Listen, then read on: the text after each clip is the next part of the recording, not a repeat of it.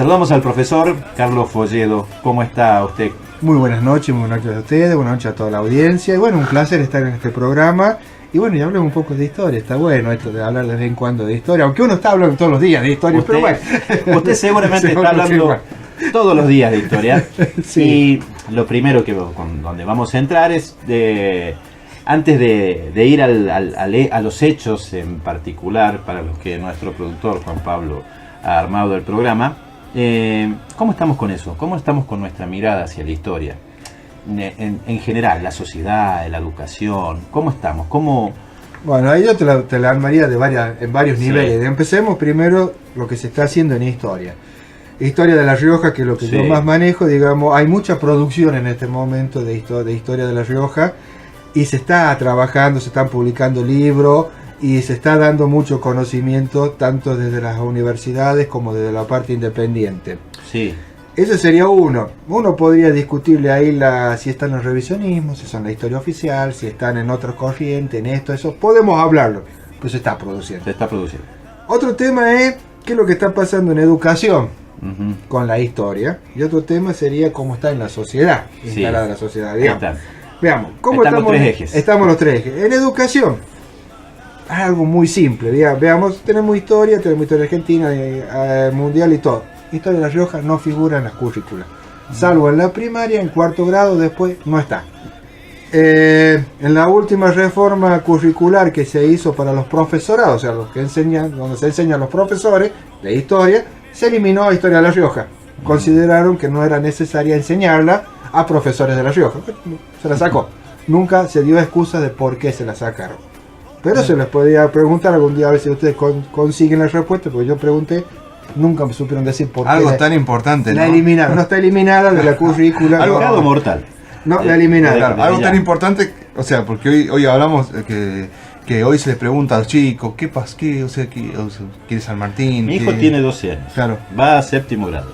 Sí. Yo le puedo preguntar quién es José San Martín, me sabe decir, no como uno quisiera, pero lo dice. ¿Quién es Manuel Belgrano? ¿Quién era Sarmiento? Son los grandes próceres que tenemos, exactamente. Cuando le pregunto de La Rioja, más o menos me sabe quién fue Facundo y quién fue el Chacho, y se terminó la historia de La Rioja. Exactamente. Y bueno, esto obedece a esto, que vos la ves en cuarto grado y después nunca más la enseñamos. Claro. Y después hay algo que tiene que ver con cómo está la sociedad. A ver, uno sabe dar conferencias, hemos hecho videos, venimos a programas de radio, somos un grupo que siempre andamos, y siempre tenemos el mismo grupo receptor. Claro. O sea, cuando vos das una charla de historia de La Rioja son los mismos 30 monos. Discúlpeme que no diga así, está bien. Pero son los mismos, que ya nos conocemos, es más, ya nos hablamos, hacemos una tertulia y intercambiamos y hacemos terapia de historia. Claro. O sea, no viene gente nueva, no hay gente joven que viene y se incorpora. Y este tema de que lo hayan sacado de las currículas del profesorado es preocupante porque nos está diciendo que no importa lo nuestro. Claro. O sea, ¿cómo puede importar si no lo enseñamos? Claro. Si yo no enseño algo y que no se conoce, claro, no importa, no tiene sentido porque no se conoce. O sea, es un olvido oficializado. Exactamente. O sea, lo estamos olvidando a propósito. Claro. Ahora, ¿por qué es ese olvido? Y ahí vienen un montón de otros motivos. Recién me preguntabas vos que hay muchas corrientes de historia. Bueno, siempre hay una historia que nos enseña, pero también hay una historia que no nos enseña. Claro, sí. Ahora, las historias que las enseñan los gobiernos de turno. O sea, la que nosotros llamamos historia oficial siempre está en constante renovación. Sí. Porque no es la misma que me enseñaron en los años 70 cuando yo fui a la escuela, que la que enseña hoy. En el medio hay muchos procesos que uno pasa y que hay que tenerlos en cuenta. Que si uno cuando discutió, por ejemplo, nos hicieron discutir, al último no nos llevaron ningún apunte, el nuevo diseño también de la secundaria, uno pidió muchas cosas de inclusión de contenido de historia de La Rioja y no están. Por ejemplo, vemos a Quiroga, un manual que se usa en las escuelas y vos vas a ver Quiroga, el Tigre de los Llanos, junto con López, con... nada más. Y desapareció. Pasa más adelante, llegamos al Chacho 63, oposición al gobierno al Mitre. Al mitrismo. Al mitrismo, se acabó. Vamos a Varela, lo mismo. Se acabó. No dice el por qué, qué es lo que pasaba, no dice cómo eran las levas en el interior, no dice que el interior se oponía a la guerra del Paraguay, no dice que acá nos resistíamos a un tratamiento centralizado, no dice nada. Entonces estamos fallando en qué es lo que estamos enseñando. Y bueno, y si obviamente me sacan esto de La Rioja, está diciendo algo de por qué se está sacando las cosas. Dice más la cantata que el sistema. Exactamente. Aunque la cantata tiene algunas cosas seguras, son posiciones, pero dice más la cantata, pero dice más, digo, exactamente. En la cuestión de decir, por lo menos, después podemos ver las posiciones. Que la historia, a pesar de que uno siempre la está asociando con nombres, con batallas, con próceres, en realidad la esencia de la historia es la memoria. Y esa memoria está en nuestra identidad. ¿Qué somos nosotros? Esa sería nuestra pregunta, porque es una relación o un resultado de largos procesos que nosotros tenemos acá. Y que nos está inquiriendo, a que nos preguntando qué queremos ser. Ahora, si yo olvido, bueno, el que queremos ser es muy fácil. Sí. ¿O qué es lo que quieren que seamos? Sería a través de haciendo las grandes estatuas que se hace en La Rioja. Yo creo que no sé, sí sabemos que es el Chacho, que es el Facundo que se está haciendo ahora, pero después... Pero claro, un individuo vos lo individualizás como un hombre en una imagen. Algo ahora, hizo. A ver, ¿cuántas batallas tiene el Chacho? Claro. ¿Y por qué? ¿Y por qué estuvo, como dicen algunos, fue unitario y después fue federal? Claro. ¿Por qué se enfrentó con Rosa? No hablamos de que había varios federalismos. Claro. De que no es lo mismo el federalismo de la Pampa que del litoral que del interior. Vos fijate que todas las provincias del interior siempre se alineaban en común acuerdo, que era todo lo que es Cuyo, Córdoba y el NOA, siempre alineados en la misma, porque es una posición totalmente distinta a la que va a tener el litoral y la que va a tener la Pampa. Claro, o sea, son economías distintas el país. Y si no tenemos presente eso, también no estamos entendiendo mucho de lo que va a pasar después. Vos, una cosa también preguntaban, y me decías vos, La Rioja de tenía aspiraciones, más vale que tenían aspiraciones, porque era una Rioja que estaba inserta en el medio de todo. La Rioja postergada y deprimida que tuvimos a fines del siglo XIX y durante todo el siglo XX, y creo que seguimos, esa es mi humilde opinión. Está bien.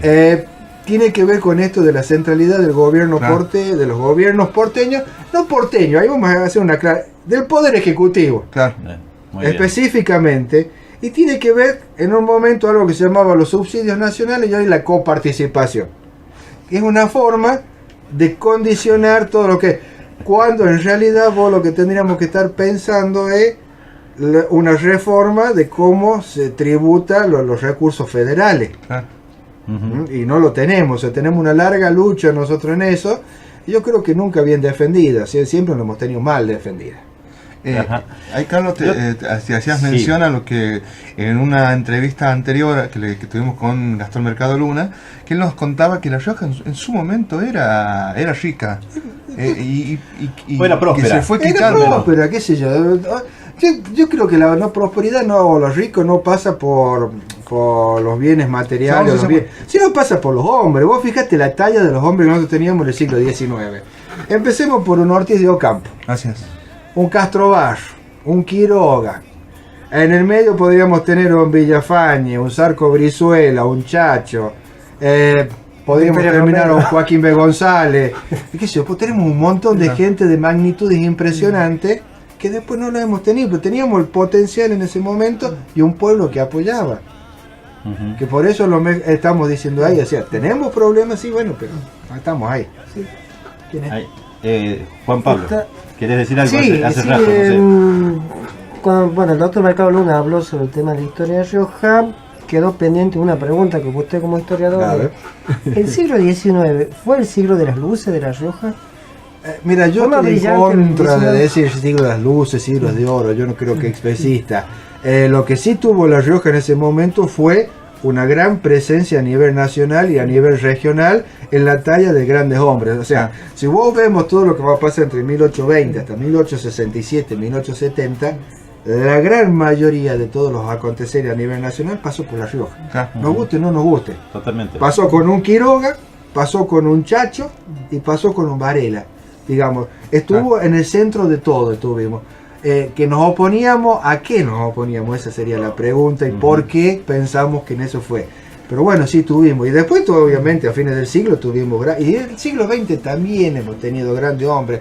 No nos podemos olvidar de un Pelagio Baltasar Luna, vicepresidente de Irigoyen, o Salinas, que fue también el ministro de Educación en ese momento de Irigoyen y Pelagio Beluna, que piloteó toda la reforma del 18, un abuelo Zacarías Vera, o sea, hay mucho, un Guillermo Torres Brizuela, un De Camino que hemos tenido, o sea, hemos tenido mucha gente, pero yo creo que nos está faltando, sobre todo, decirnos, señores, bueno, a ver, ¿qué es lo que queremos ser? Claro. Plantear, ¿no? Yo creo que lo tenían claro. Ellos lo tenían claro en el siglo XIX, nosotros no. Pero ahí está, porque me quedó flotando en el aire una cuestión, y a tratar al profe, y yo le pido disculpas al productor, porque él estaba con que nos centremos más en la expedición auxiliadora. Bueno, ahora volvemos, no hay problema. Ya vamos a volver.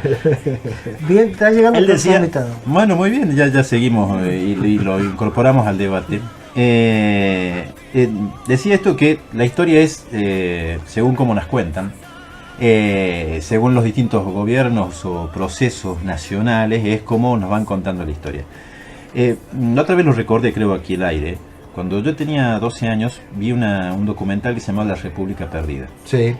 En ese documental, en los gobiernos liberales, uno veía los desfiles y las figuras y los estandartes eran que llevaban en esos desfiles eran Mitre, Sarmiento, Rivadavia. Cuando llegan algunos de los gobiernos populares, en el gobierno de Perón, más precisamente, las figuras empiezan a ser San Martín, Belgrano, Mariano Moreno. Digo las que llevaban ahí, no digo que después en la escuela se enseñaran un poco de cada una de la historia, pero la revalorización de cada uno de los gobiernos pasaba por otro lado. Sí.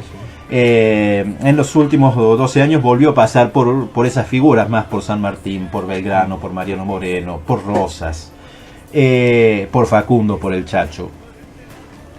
Si tuviéramos que hacer esa misma división en La Rioja, porque trataba de traerla a La Rioja, hemos tenido un tiempo en la que miramos más hacia la mirada de Joaquín B. González que hacia la postura de Facundo, del Chacho o de Felipe, porque esas cuestiones también van construyendo el ser nacional y la identidad nacional. Y en ese sentido, ¿cuál es la identidad provincial si miramos la historia? Bueno, ahí tendríamos que hacer un poco de historia, ya que estamos. Vos fíjate que las figuras de Quiroga y del Chacho y de Varela van a ser reivindicadas justamente por el gobernador de la Fuente, sí, en los años 30. En el 30, que justamente a nivel nacional se le llama la década infame. O sea, vos fíjate, ya estamos en una contradicción total. ¿Está?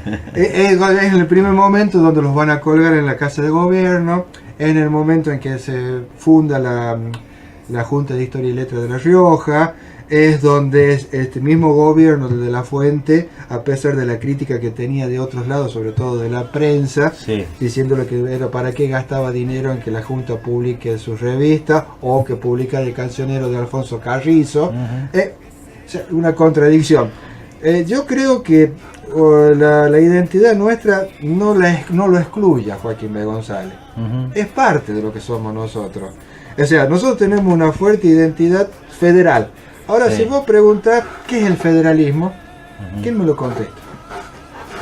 ¿Ah? Sin duda va a ser un debate en el que nos vamos a estar discutiendo un rato largo y no vamos a terminar de definirlo. Entonces, ¿qué es lo que es? Entonces, y hay otra cosa, yo vuelvo porque soy docente, y al federalismo hay que enseñarlo también, porque no lo estamos enseñando.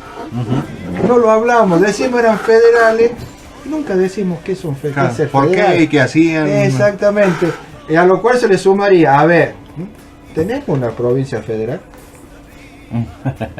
Entonces, tenemos una posición, se habla tenemos una federal, pero no, exactamente. Entonces todo eso está en discusión. Y yo creo que eso es lo bueno también que tenemos, porque cuando uno tiene la posibilidad de hablar y de debatir, la construcción en conjunto es lo mejor que puede haber, porque hay consenso. Así es. Cuando hay imposición, no vamos mal. Muy bien. Seguimos con el debate. Se suma un querido amigo, profesor, que ya ha estado con nosotros en el programa, la otra vez telefónicamente, y le dijimos que íbamos a invitarlo en algún momento para un debate de estos. Nos acompaña el secretario de Cultura, el profesor Robledo. ¿Cómo le va? ¿Cómo está? Bueno, buenas noches, gracias por la invitación. Bueno, es un gusto estar en esta mesa tan importante y bueno, que se debatan estas cosas. Muy bien. En realidad, el debate nos fue llevando. Le decíamos al profesor Folledo que la conmemoración de un fallecimiento, una nueva conmemoración del fallecimiento del general José de San Martín, nos servía como una buena excusa y una buena razón para debatir sobre distintas cuestiones.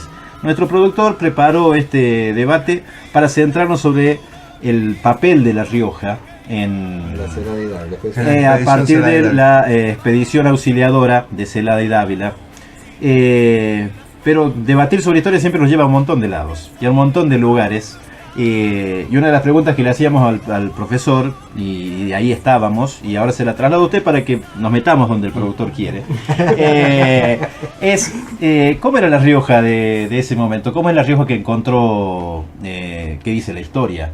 De cómo es La Rioja que encontró Francisco Celada, cómo era La Rioja de Nicolás Dávila o de Facundo Quiroga, que son quienes de alguna manera participaron.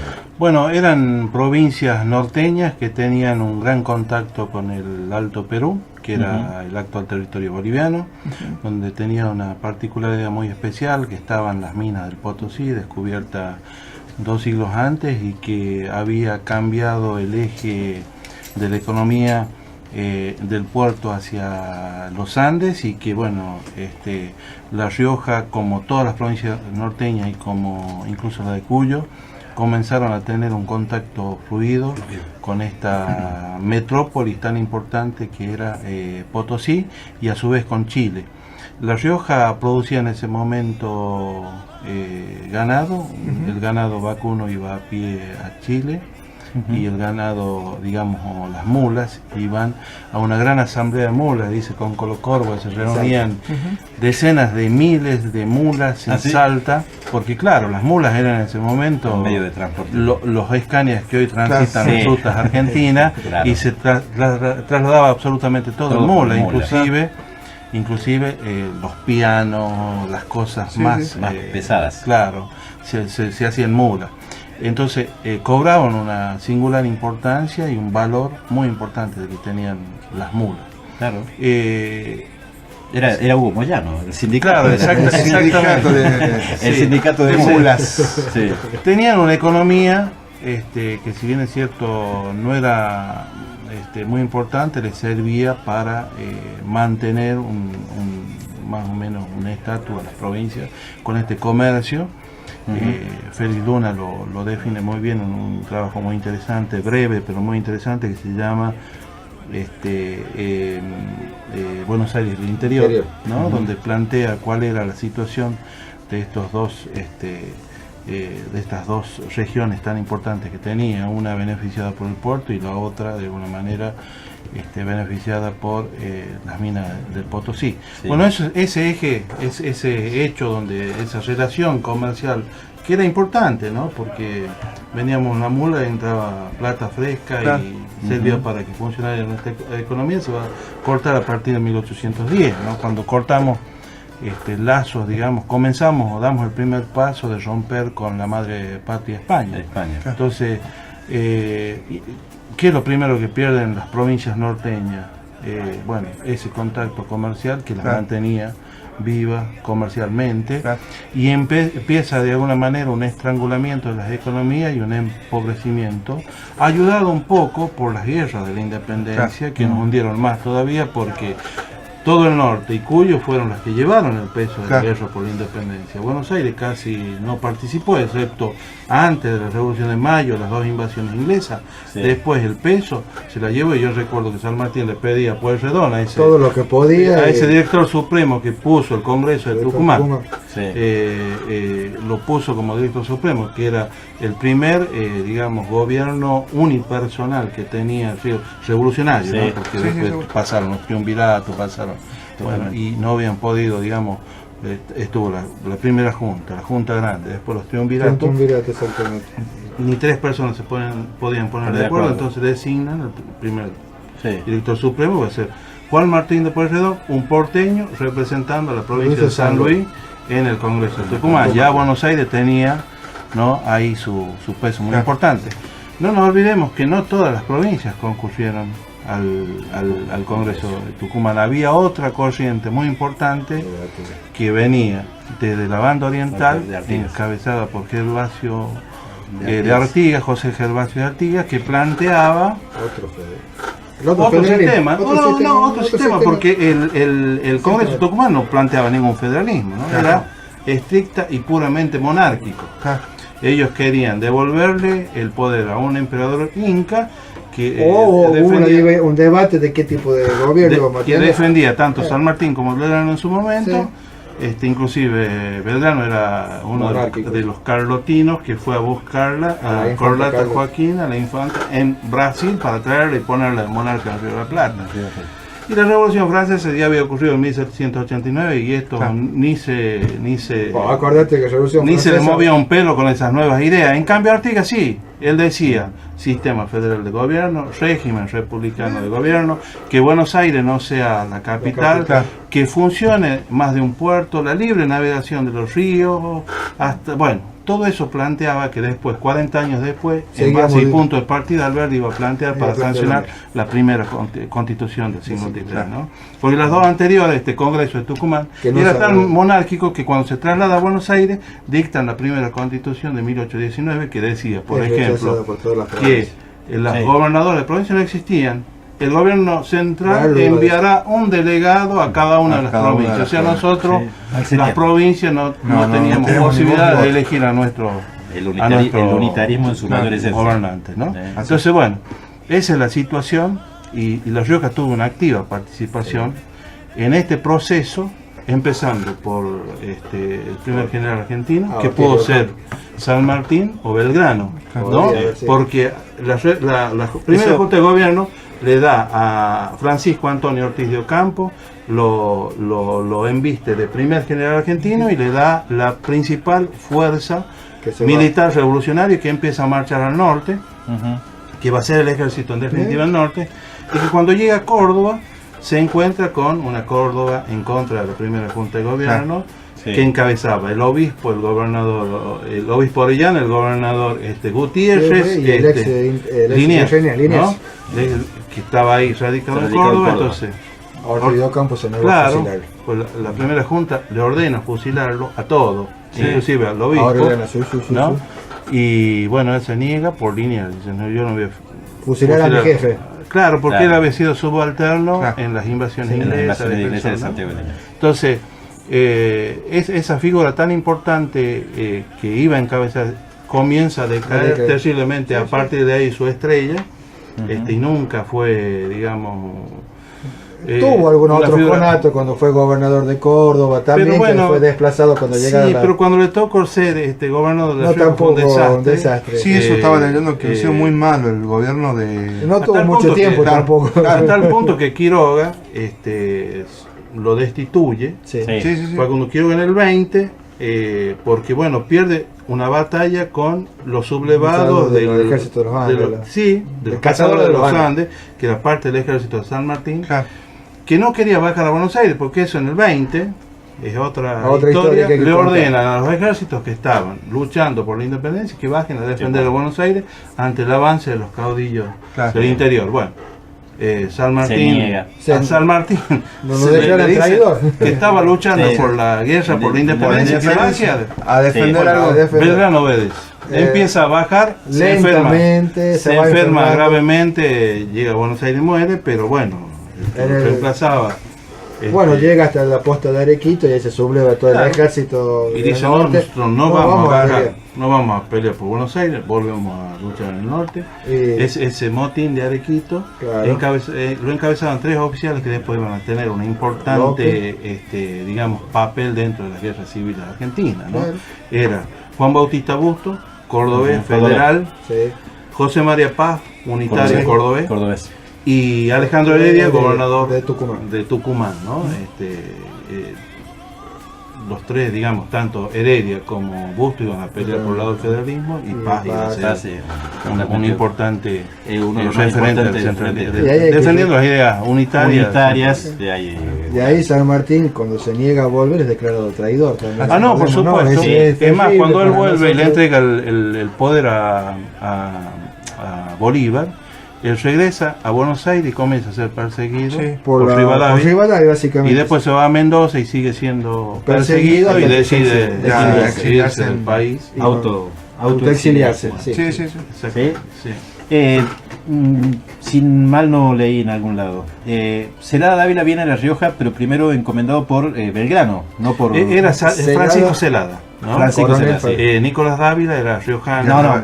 Celada, digo, sí, Francisco Celada. Francisco Celada era de la colonia Sacramento, ¿no? Una colonia, sabemos. Del Uruguay. Sí, muy importante. No, pero bueno, fue lusitano en un momento, o sea, peleaba Brasil contra España. Con España por esa colonia. Bueno, ahí nace Francisco Celada, que como, bueno, la banda oriental era parte de las Provincias Unidas de Plata.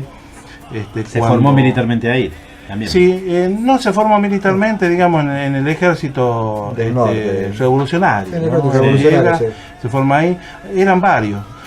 Cuando San Martín decide invadir para recuperar Chile, porque los chilenos pierden una batalla muy importante en Rancagua en 1814, entonces ellos, San Martín planea recuperar Chile. O sea, cuando él estaba armando su ejército para transitar simplemente por Chile y llegar por mar a Perú, donde estaba el principal centro realista, ahí pierde la batalla Chile y Chile pasa o vuelve a las manos realistas, ¿no?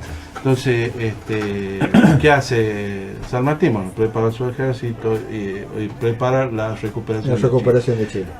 Y lo prepara con 6 columnas, 2 principales, una por Uspallata, otra por Pasto San Juan, Uspallata, Mendoza, ¿no? Sí. 2 columnas al sur de Mendoza, por el Planchón y el Portillo, y 2 hacia el norte, por San Juan, Aguas Negras, y por el Paso de Come Caballo, donde iba a ir La Rioja, ¿no? Que es la menos reconocida, pero que fue muy importante porque, bueno, primero le pide a Belgrano, y por eso la columna nuestra es la única belgraniana, ¿no?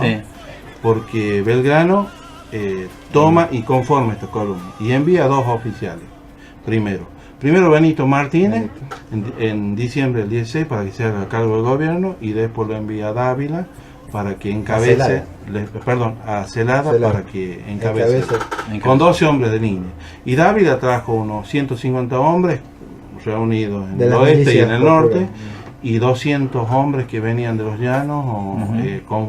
¿Quién era Dávila en ese momento? Nicolás Dávila, comandante de armas de Famatina, que reunían el poder político y militar de la zona, eran los representantes del gobierno de la provincia en esa zona. Era chileciteño, o mejor dicho, nacido en Nonogasta, pero bueno, toda esa zona era del partido Famatina. Famatina era todo Famatina. Claro, entonces la expedición Celada de Dávila tenía 2 objetivos muy importantes. Primero, tomar la última población de Chile, porque Chile llegaba hasta Copiapó. Después, en la guerra del Pacífico, le quita todo lo demás a Bolivia, ¿no? Que son miles y miles de kilómetros. El desierto de Atacama, todo le quita la salida del mar. Pero digamos, Chile llegaba hasta Copiapó, y el primer puerto que iban a encontrar los españoles cuando bajen desde el Alto Perú para desembarcar era el puerto de Huasco. Entonces, esos 2 objetivos toman los riojanos. Incluso combaten en Huasco.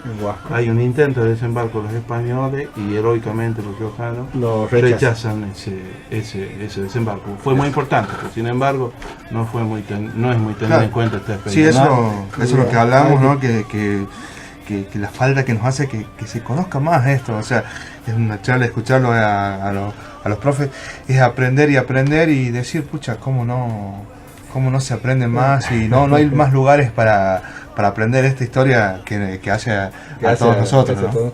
Ahí hay que agregarle también que fue muy importante esta expedición porque se cumplió en los plazos previstos y en los tiempos previstos.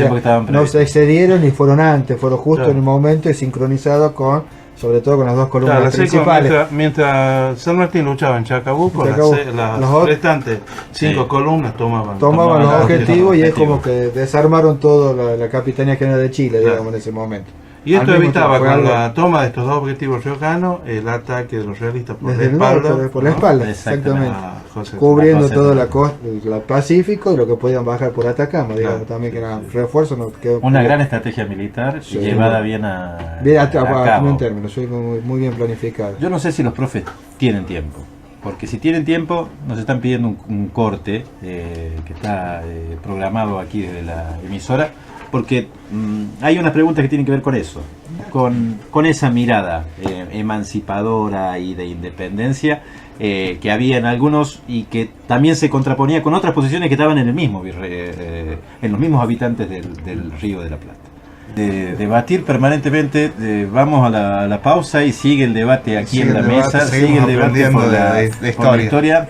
La primera conclusión que nos llevamos a eso, cuánto nos falta aprender, uno Sí. se cree que se las sabe todas. No sabe. Y estamos aquí con los profesores, recordamos a la audiencia, estamos con el profesor Folledo, Carlos Folledo, y el profesor Víctor Robledo, debatiendo sobre la historia. Las razones eran, mañana se cumple un año, mañana. Nuevo aniversario de la muerte de General San Martín. Sí, señor. tuvimos el feriado ayer, pero Se cumple mañana, mañana, exactamente. pero mañana se cumple. Y bueno, hablamos un poco de todo, de La Rioja de ese momento, de la expedición Soledad Dávila. Y les hacía una pregunta antes de que nos fuéramos al corte, y en el corte mismo también se las repreguntaron. ¿Cómo era esa Argentina? ¿Por qué había esas posiciones que no sé, yo creo que las sigue habiendo hoy en día? Con situaciones distintas, con un mundo distinto, pero que todavía está esa mirada. La de San Martín, Belgrano, Mariano Moreno, Artigas, aun cuando el profe planteó recién algunas diferencias en cómo miraban el país, pero tenían esa mirada de independencia. Y había otros que por distintas razones, porque estaban más cerca del comercio y afincados al comercio que tenían en su tiempo de la corona, querían seguir en otro sistema. De esa Argentina venimos, ¿o no? Sí, ahí yo creo que lo que primero tendríamos que empezar a ver en ese momento era que primero no existía la Argentina. Sí. Estábamos en un proceso de disolución de lo que era el Virreinato del Río de la Claro. Plata. Ahora, el Virreinato del Río de la Plata era una mancomunidad, podríamos decir, de un montón de pueblos unidos bajo una férrea autoridad que era la corona española. Sí. Pero que en la práctica o en la praxis representábamos ideales distintos. Obviamente, cuando se produce la Revolución de Mayo de 1810, bueno, ahí va a ser explosión un montón de tendencias distintas. O sea, no era lo mismo estar en el interior que estar en el puerto, en el litoral, o estar en el Potosí, Claro. o estar en Lima, que había intereses distintos, había posiciones distintas, había visiones distintas. Y obviamente lo que uno ve entre 1810 y 1824, que va a terminar el proceso de independencia, es que había distintas tendencias para eso. No había una sola idea de cómo llevar adelante. Lo que único que tenían en común, por lo menos el bando que los españoles llamaban revolucionarios o traidores en algunos casos, era la independencia. Sí, sí. Sí. Ahora, no sabían hacia dónde Hacia querían dónde. ir, estaban en construcción.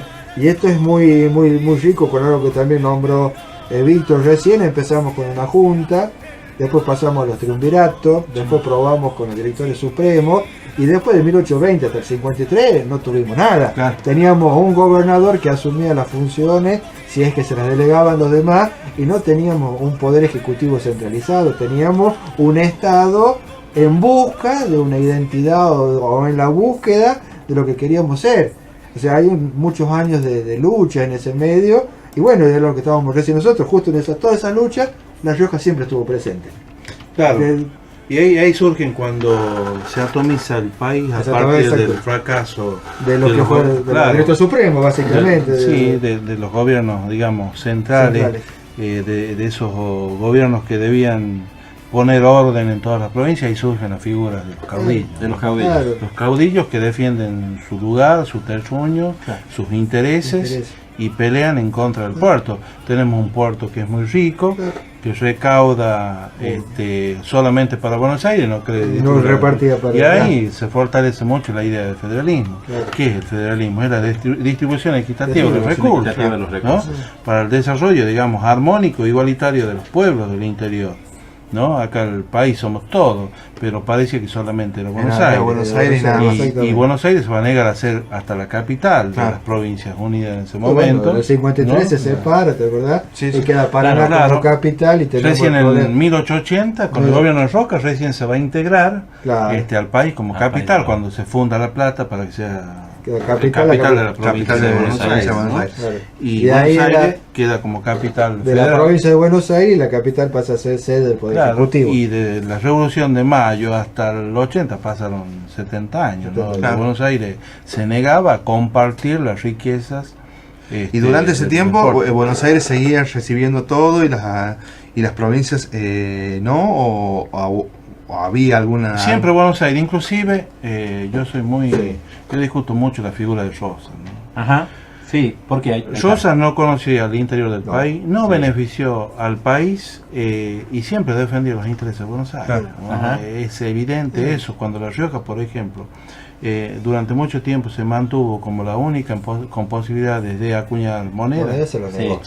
Se lo negaba Rosa, o sea, Negaba, no, claro. le negaba esa posibilidad, que era la única posibilidad de que La Rioja De- salga del estancamiento. Ahí surge la figura de Quiroga en el tiempo de Rivadavia, surge inclusive el Chacho. El Chacho en los años 40, 1840. Claro, intenta un poco también reactivar esa casa de acuñación, ese banco de rescate. El banco de rescate era el que rescataba el metal, Ujú. ¿no? Y Y bueno, acuñaba. lo pagaba y acuñaba a cambio de algo y lo Ajá. acuñaba, ¿no? Y las monedas llegaron a ser perfectas. Sin embargo, Rosa no aceptó No aceptó. esa situación, ¿no? Entonces, bueno, los argentinos festejamos el Día de la Soberanía Nacional, En la vuelta de obligado. el 20 de noviembre, todos los 20 de noviembre, o hace Sí, poco sí, comenzamos, sí, bueno, poco. es una medida que defiende la soberanía, sí, pero de Buenos Aires, porque los mismos, estos barcos extranjeros, que eran los ingleses y los franceses, negociaban con el puerto de Buenos Aires, Claro. se les negaba que pasen, Hacia el les interior. remonten el Plata y el Paraná, a negociar con los puertos del interior, Claro, del Paraná, Ajá. ¿no? Y esa es la defensa de la soberanía que hacemos, sí, de la soberanía, pero de Buenos Aires, ¿no? Únicamente a Buenos Aires, no de Porque A decía, nosotros bueno, nos conviene la libre navegación Claro. del río. O sea, pague sí. aduana y pase, le decía Claro. Buenos Aires. Si no, no van a pasar. Y esa es Claro. la lucha por La lucha. de Juan Manuel Rosa.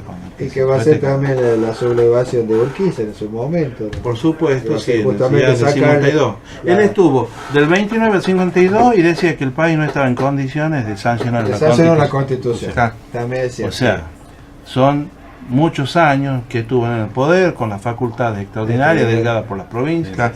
ejerciendo prácticamente la presidencia de la Sí, nación, sí, porque era el vitalicia. gobernador más, Sí. más poderoso, y digamos, sí, salía él, pero ponía A siempre Mancilla. un nombre de él y seguía manejándolo, ¿no? A Massa, a cuantos otros, a Balcarce. Y divide y Este, reinarás porque mientras no se plasmaba la unión nacional, seguía siendo el más Bueno, poderoso. claro. Y el más poderoso seguía. Y vos- Y nosotros tenemos que en el 31, en la batalla de la Ciudadela, Juan Facundo Quiroga derrota a la Madrid y se termina la Liga Unitaria. Sí. Y queda solamente los gobiernos federales En el todo. interior, sobre todo. Y no estaba en condiciones todavía Argentina de sancionar una constitución. constitución. O sea, bueno, era... De la famosa sí, carta ¿no? de la Hacienda Figueroa. Sí, y bueno, esa le manda- Le manda que no. Claro, antes de esa partida hacia el norte, en la misión que iba a terminar con la vida de Quiroga, Quiroga le exige La constitución y la Rosa- sanción de la constitución y y Rosa le- Tenemos,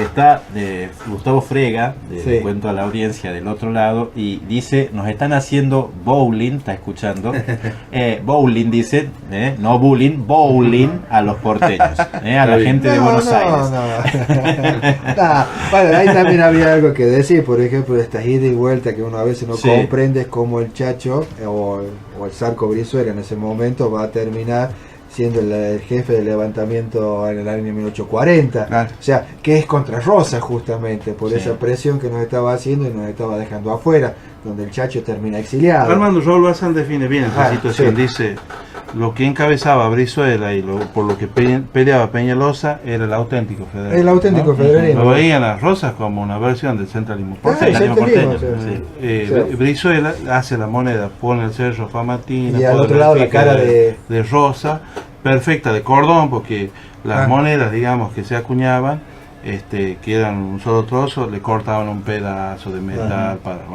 entonces le hacen el cordón justamente para evitar que se le corte. Son perfectos, uno las ve. Y de muy buena ley, se decía en ese momento, de buen peso de peso oro, exacto. No era trucho el oro. Le mandan las muestras y no las hace. O sea, no permite. Cuando en la Confederación circulaban monedas bolivianas y chilenas. Sí. No había monedas de nacionales. Y circulaban todavía en esa época monedas españolas. Claro. Ferdinando, todavía Entonces, seguían circulando. Y a La Rioja no le permitían. Porque si acuñaba eso, acuñaba poder. Claro, exactamente. Bien, Acuñaba poder y no era conveniente para la historia. Para la historia, Entonces, como para la nuestros época. caudillos no eran bobos, se daban cuenta de cuál era la situación política, se levantan contra el Rosa. Y eso fue el sistema. Al rosista no le gusta. Pero tanto Quiroga se diferenció muy fuertemente de Rosa, el Chacho se levantó contra el Rosa y Varela estuvo al lado de Urquiza cuando luchó en Casero, no del lado de Rosa, sino del lado de Urquiza. Por algo debe ser.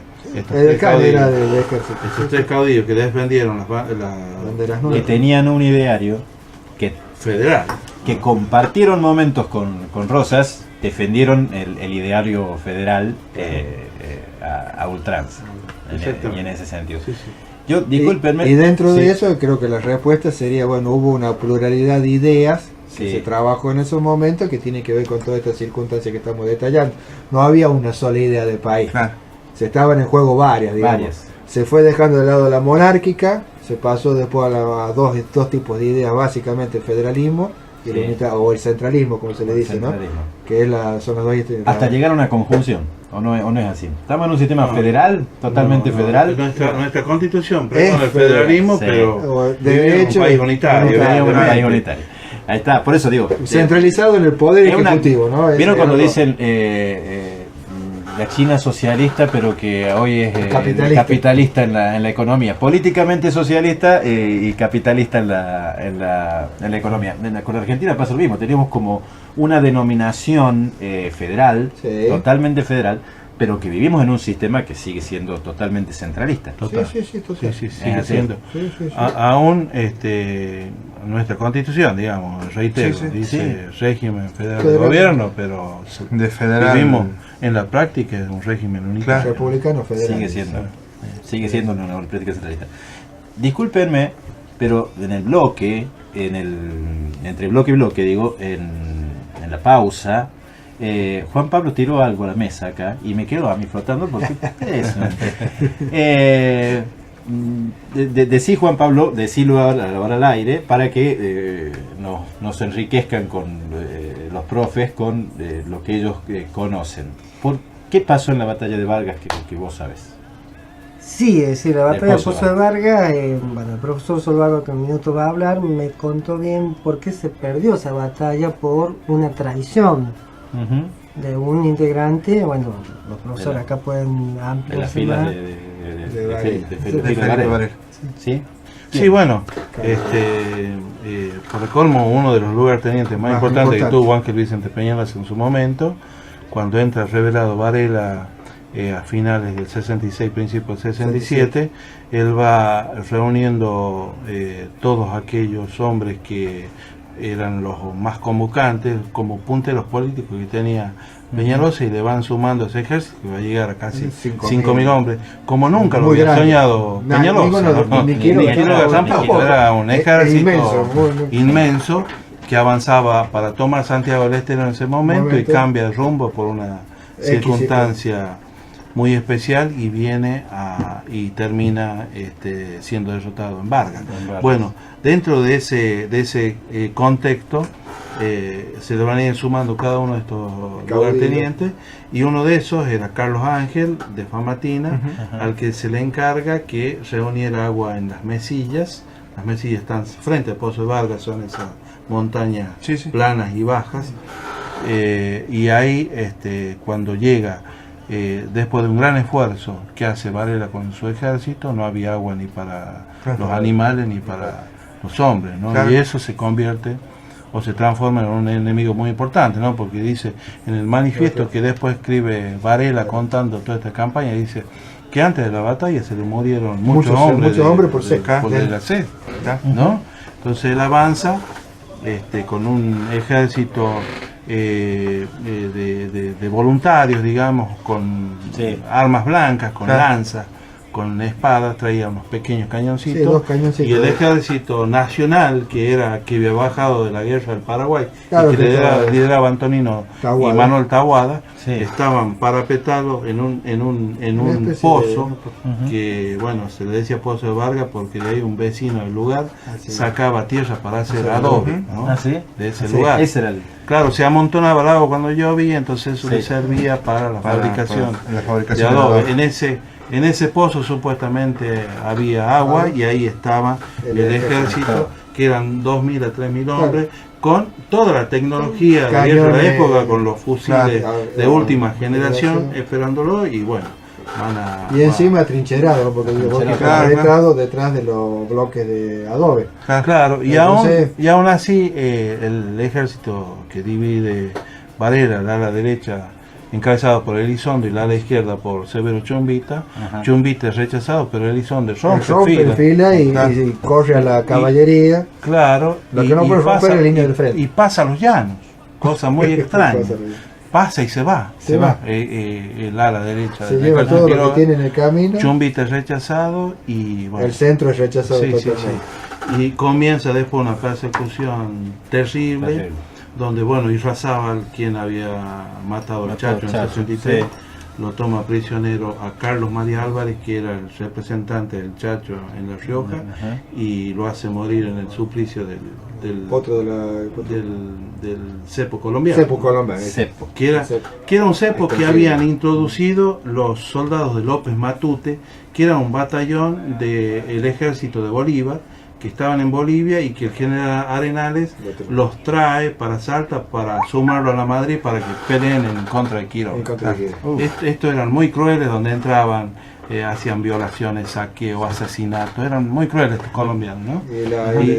Y traían ese tormento que era el cepo, que fue muy famoso, que era distinto al cepo común, sino los ponían en cuclillas a los hombres, tras de las rodillas le ponían un palo, una vara, y arriba de los hombros otro, le ataban de palo a palo con tientos húmedos, y cuando eso secaba, y se descoyunturaba totalmente y morían tremendamente, un sufrimiento muy grande, ¿no?